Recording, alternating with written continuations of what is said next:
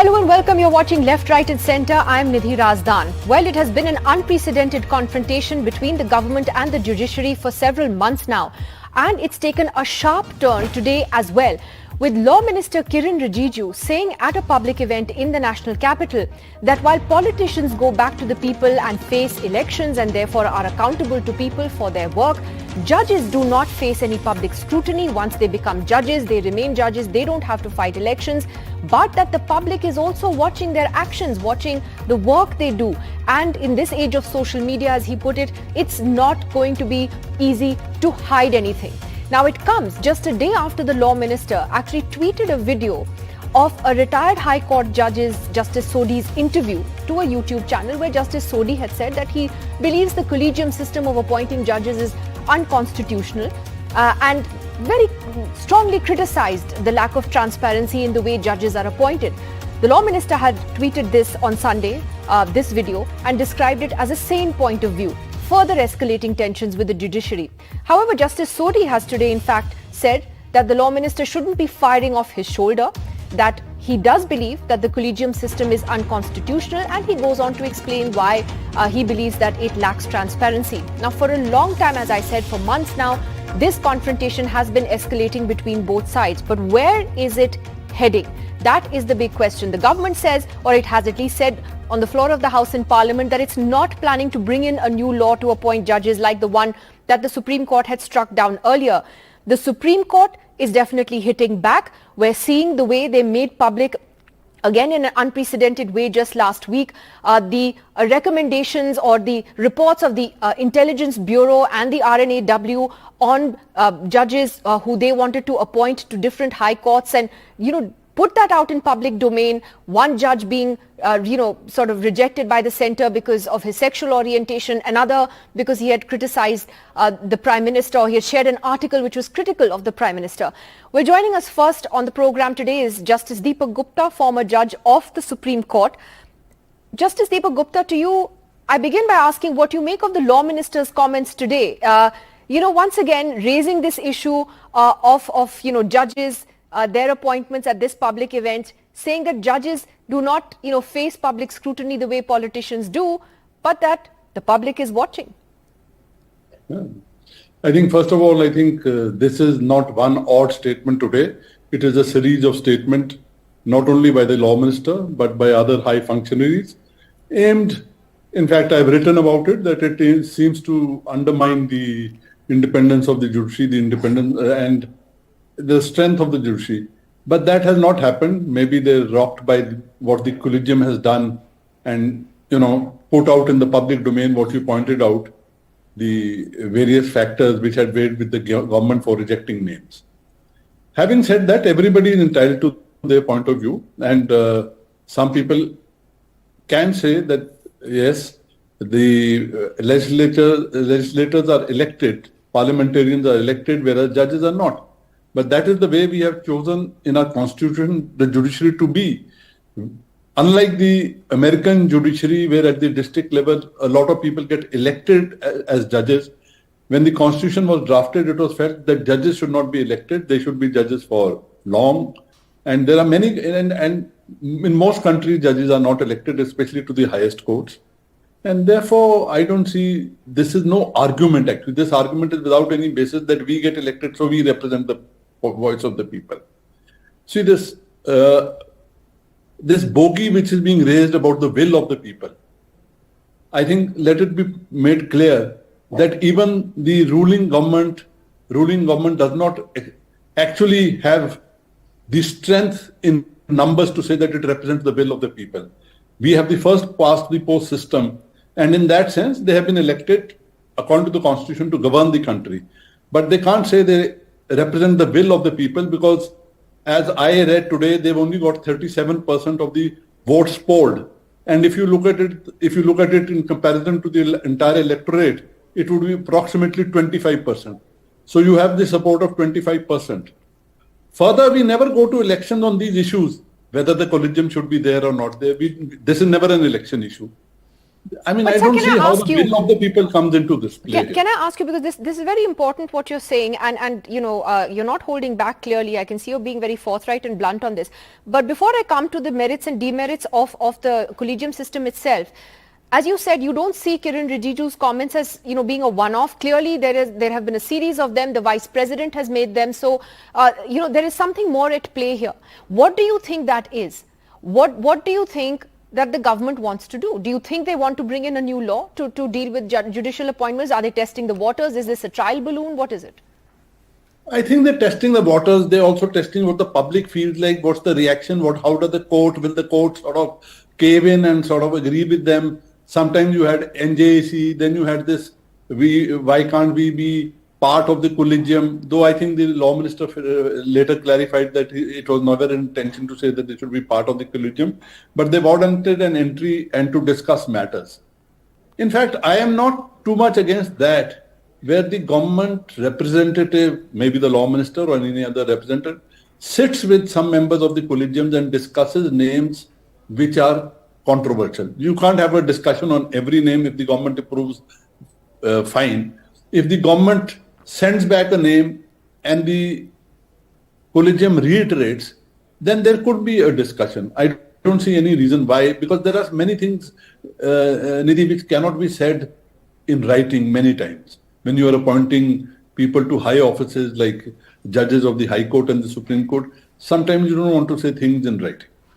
It's interesting you're saying that. You're saying that this can in a way be a meeting point where the government doesn't have a formal role in actually appointing judges in that sense, but you can have a more sort of a discussion when there are names on which you're stuck. But ultimately you're saying the collegium should prevail as it does now. The collegium must prevail. I mean, as it is, the law says the collegium must prevail. But when we talk about improvements in the collegium, sometimes the government has objections, the collegium accepts those. But like you saw, this time one of the objections was that one gentleman had shared an article which was critical of the Prime Minister. I'm sorry, even if he had written an article critical of the Prime Minister, that does not make him ineligible to be a judge if his competence, his integrity is otherwise beyond doubt. So can I ask you, sir, that on this issue of the way the Supreme Court responded to this, as you mentioned there, and I mentioned at the beginning, by making public these intelligence reports on candidates for High Court judgeships, etc. One of the arguments that has been made is that this was a good step because it brings in transparency. It makes it clear to the public why certain appointments are going through and why others are not going through, but that it cannot be selective. That therefore, if this is going to be the case, it can't be that the Supreme Court Collegium was just trying to make a point with a few cases last week, then it should do this consistently in every case. Would you agree? No, I agree. You see, there are two levels. When the Collegium sends a name and gives reasons why sending a name, or even if it doesn't give, and the government sends back the name, and the government would naturally give some reasons for sending back a name to the Collegium. If the Collegium, if it has to reiterate, it must say it has reconsidered the opinion of the government and the objections, and it feels they are valid or not valid. I see no harm in this. And it should be a consistent practice as far as possible. Can I ask you, Justice Gupta, we have Justice R.S. Sodhi, the retired judge of the High Court, whom the law minister had quoted. In fact, Justice Sodhi will be joining us shortly as well. He raised the point that he believes that the collegium system is unconstitutional. He believes there should be a secretariat in high courts and the Supreme Court to appoint judges. How can it be that some judges get together to appoint judges is the point that he's making. On principle, wouldn't you agree that the system needs a complete overhaul? Is there a way to do it more transparently without necessarily giving the government a veto on appointments? There are two aspects in this question. In what Justice Sodhi has raised. I've unfortunately not seen his interview. I've just read what has been quoted in the newspaper, so I may be wrong. One, he said it is not in the Constitution. He's right to that extent that in the manner in which the Supreme Court has interpreted it, it's not in the Constitution. But if we look at the three judgments in the judges' cases, what was weighing with the government was what had happened earlier in the 70s when the government ran roughshod and superseded some judges. So it was a reaction that we want to have, and I still feel that they want the judiciary should appoint, and I still feel that primacy should always lie with the judges because they're the best suited to both select and assess the integrity of the candidates. But as Justice Sodhi points out, there are certain difficulties. I have also been a great votary that there should be permanent secretariats in the High Court, in the Supreme Court Collegium, as well as the Supreme Court Collegium, which have the background and the entire history of all those people who are likely to come to the Supreme Court or the High Court concerned. So all old complaints, all the good judgments. So you have, it's not that one day a name comes from the High Court and you see. My other issue, a very important issue, Nidhi, which has not been considered almost by many times, the Supreme Court rejects a name sent by the High Court.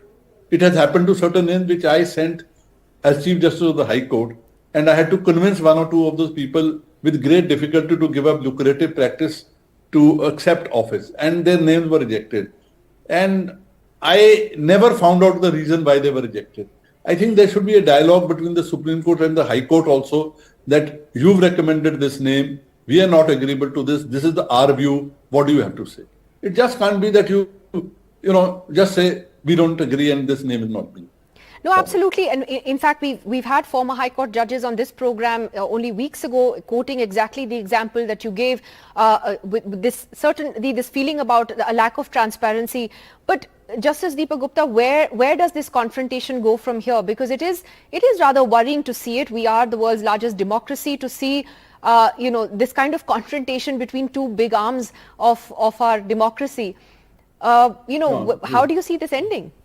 I think I agree with you. Though I've always said that I always like a little bit of friction between the government and the judiciary. It shouldn't be too well oiled, because then that becomes dangerous. It's more than a little friction, though. But this is not just a friction. This is becoming much more than a friction. I agree with you. But having said that, I think things will resolve. I have hope in this collegium which is presently there, that they'll stick to their stand and they'll not be cowed down. Because I have a feeling that the government is just testing waters and seeing, well, will the collegium cow down of the Supreme Court? It doesn't appear to be happening. And somebody will have to step back a little bit. 1 or 2 days back, we saw stepping back by the law minister, but yesterday and today, he's made some other statements. And he's right. I'm not saying that the law minister is entitled to his point of view. Justice Sodhi is entitled to his point of view. I am entitled to my point of view.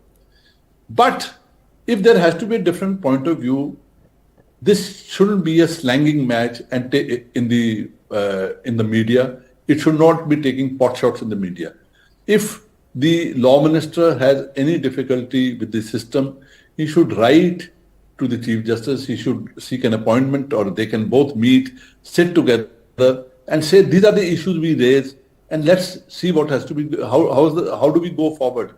You see, problem, Nidhi, is that we look at our personal interests.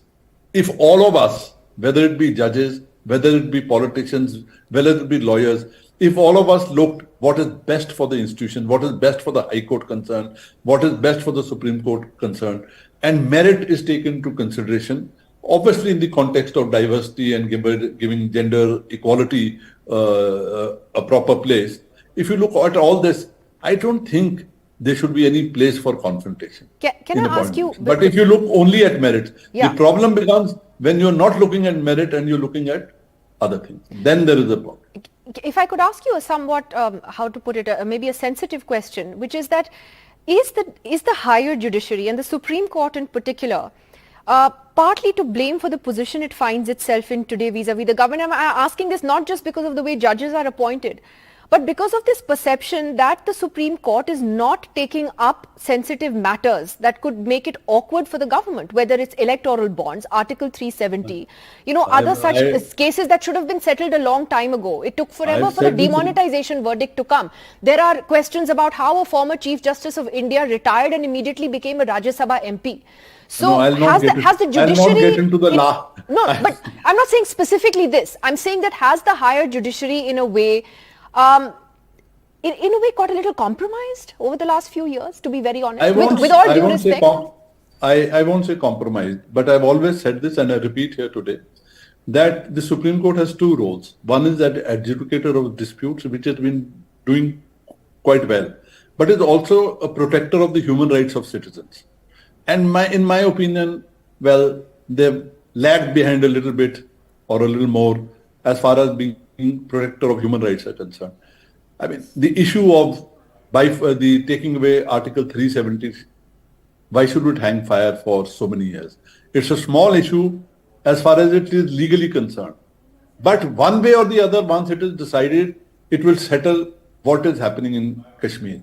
Then the other big issue, as far as for me is concerned, as far as Kashmir is concerned, is whether a full-fledged state could be bifurcated into union territories. And you take away the right of statehood from the state. It's like, we have a concept almost like a dual sovereignty. The union is sovereign and the state is sovereign. That is why we have different lists in the constitution. One is the state list, one is the union list, and one is the concurrent list.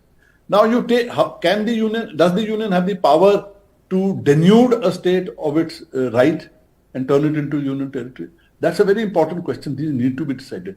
Habeas corpus petitions pending for years on end. Electoral bonds. I feel the Supreme Court should be deciding these matters, and I have great hope that under the new leadership, Justice Uday Lalit started the process, and I'm sure that under Justice Chandrachud this will move faster, and we'll have decisions on these cases also. All right, interesting times. Thank you very much, Justice Deepak Gupta, for joining us and being so forthright with your point of view. I'd also like to welcome on the program Justice R.S. Sodhi, retired judge of the High Court now. It was Justice Sodhi's interview that was tweeted by the Law Minister yesterday and has made front page headlines today. Justice Sodhi, did you wake up this morning and get a little bit of a shock to see your name on the front page? How did you feel about that? I was more than shocked. I had no idea I had said such a thing that would be splashed on the headlines. I thought it was a very innocuous interview by the lady. She asked me a few questions and I gave my opinion. I did not know I had stirred the hornet's nest. Right, but Justice Sodhi, coming back to the sort of the merits of the argument that you've made, I think it made headlines simply because it is such a big issue these days about lack of transparency or how to make the issue of judicial appointments more transparent. If you could explain to us, when you say that you think that the collegium system is unconstitutional, how so, sir? You see, why I say it's unconstitutional is because this is not envisaged in the Constitution at all, but this has been interpreted in a manner, and which is that is why I said it is a hijack of the Constitution. Go ahead, sir. And and therefore I felt, the collegium, they had evolved a new system which is not envisaged and which amounts to really legislating and amending the Constitution. Now that I think is not within the purview of the Supreme Court's powers. The collegium system as a whole, I think, you see now look at it. Let's examine it a little more. See, there are three judges in the High Court who select a judge for the High Court and pass it on to the Supreme Court, and Supreme Court may reject it and may agree with them. Now those three, one of them is an outsider, because he's the Chief Justice from a different state. He's not from the state at all, or from the High Court. Now the other two are normally the ones who have their say. But I still want to know, what is the criteria of which on the basis of which you select? Where is that laid down? It is still ipse dixit. You still are a master of your own ceremony. That kind of a thing. I will choose him, not choose him. Why will you not choose the other person? Why will the only a particular person be chosen? Now, if there was something, if there was transparency in the selection system, then all these things need not be addressed or need not be said. But this is like, fiefdom of the three in the High Court. And similarly, then you go to the Supreme Court. Supreme Court just sits over there and rejects few names sent by the High Court. Why? It's not answerable. And now it's the fiefdom of the three over there. Now, when they want to appoint a judge of the Supreme Court, 5 of them get together and they say, no, this man is good, that man is bad, this man is good. Where is the criteria? Who do you, is it your friends you want to appoint? It's too arbitrary and opaque. Basically, that's what you're saying. It is absolutely, yes, it's absolutely arbitrary. I see no foundation for such a kind of high-handedness in appointments, as it were. Very strong words used by you there, Justice Sodhi. You're saying that these are fiefdoms of the collegiums, essentially. That's how they're treating these judicial appointments, high-handedness, as you put it. But can I ask you that when you say you want to see a secretariat in High Courts and the Supreme Court for judicial appointments, do you believe, like the Law Minister wrote to the Chief Justice last week, that there should be a government representative who is also part of the collegium? Now, I don't know how that would work because that wasn't very clearly spelled out in the letter. But do you believe that the government should have a more proactive role, or would that set an unhealthy precedent given that the government is the biggest litigant in our courts? Actually, I don't want to say anything which will create a further controversy. See, the government must not be looked at as an enemy of the state, or of the people, or of the judiciary, or of anything. They are government. But however, from the Secretariat, what I meant was that there will not be an arbitrariness over there, and there will be a pool from which would be well considered, well documented, and from that pool, the names can be suggested for judgeship. I mean, and another thing, what I say is, why only those 3 people will decide? Who are they? What about the 20 others, or 50 others, or 60 others, the other judges of the courts? Are they redundant? Are they not supposed to be consulted at all? Are you saying you believe the collegium could be bigger, as it could be a larger panel of judges in the High Court and the Supreme Court? Do you think that is a solution? Well, see, solutions again. If there are criteria and there is, it's a transparent exercise of power. Yes, anything can work. Anything and everything can work. But in this clouded atmosphere of pick and choose, and most of them have they come under public criticism for being sent up for their names sent up on considerations other than merit only. But when that comes into being, right, surely. But I come back to the question, sir, that do you agree with the Law Minister that a government representative should be part of the collegium? See, I don't have to agree with him at all. The question is, you please make a system. Sit amongst yourself and make a system. Whether you want the government over there or you don't want the government over there.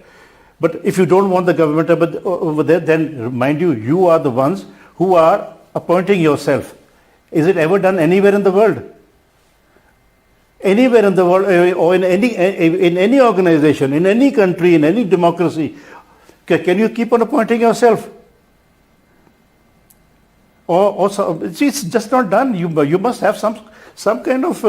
You must respect the Constitution at least. The Constitution did not give you this right, but you grabbed it by a judgment. Say 1 judgment, 2 judgment, 3 judgment. You may have 40 judgments of your own. But that doesn't make you right. So the system has to change. That's a collegium business. When the Supreme Court Collegium released details last week of the IB and RNAW reports about certain senior lawyers who they had nominated for judgeships in high courts, including Saurabh Kripal, whose grounds were flagged as, because he's gay, he has a Swiss partner, therefore there was a red flag raised by the RNAW about him. Another judge, the Intelligence Bureau said, well, he shared an article that was critical of the Prime Minister, so that was cited as a reason not to appoint him as a judge. Now, the Supreme Court put that into public domain last week. What did you think of that move? Was that the right step? Should they do it in all cases? Firstly, I thought it was... No. I thought it was a shameful thing for the Supreme Court to have done that. You have exposed the judge, you have exposed the agencies, and are you sure it's the full thing and it's not a selective leak? I don't know. Just these lines were the objections. I am doubtful. No, but these lines, even if Maybe. one was to And see if them it were, in the government is isolation, wrong. they were problematic. But that apart, sir, the principle of putting it out in public domain, since the government has been asking for transparency and so has the legal fraternity, was this the right step? Transparency can't be only from one side, Only from one side. This may be the objection of the government, which may be wrong. All right, this may be correct, but there are hundreds of other cases in which they have rejected. What about disclosing all those also? You disclose everything then, and also let us have before you appoint the judge, please disclose the IB report, the intelligence reports. Disclose them all into public domain, and then we'll see. So you're saying don't be selective about like it. this and say. What, don't be selective about it. At least have a system. I'm saying again and again, please have a system which is transparent, which is credible. These are judges that are going to decide your future. As it is, they can't decide. It takes 10 years for a case to be decided, or 5 years for a case to be decided. The Supreme Court itself can't decide on good issues. They're just hanging over there, and they are saying we are appointing everybody on merit. If it were on merits, things would have been much better. How would that merit be determined? If I could ask you one last question, would it have to be? Sorry? How will that be determined? What we determined? Merit, the merit criteria that you're talking about. Is that something you think that that's what needs to evolve? Yes. Now this is what you have to lay down. What is the criteria? What is the merit that a particular lawyer must be able to attain? All right, you have a public service commission examination for everything else. You have nothing over here, but your ipsit dixit that this man is good, this man is bad. And who does it? Those 3 people sitting over there, and out of those 3, one is an outsider totally. Right. Well, and you're saying the system is so opaque, so wonderful. How can that be done? I can't accept it. Well, Justice Sodhi, thank you very much for speaking to us and sharing your views with us very exhaustively today. You and Justice Deepak Gupta, both of you, great to have you on the program with very different points of view on how this should go forward from here. But let's see how it does play out as this confrontation between the government and the judiciary escalates. And thanks very much for joining us, sir. That's it on the program this evening. Thank you.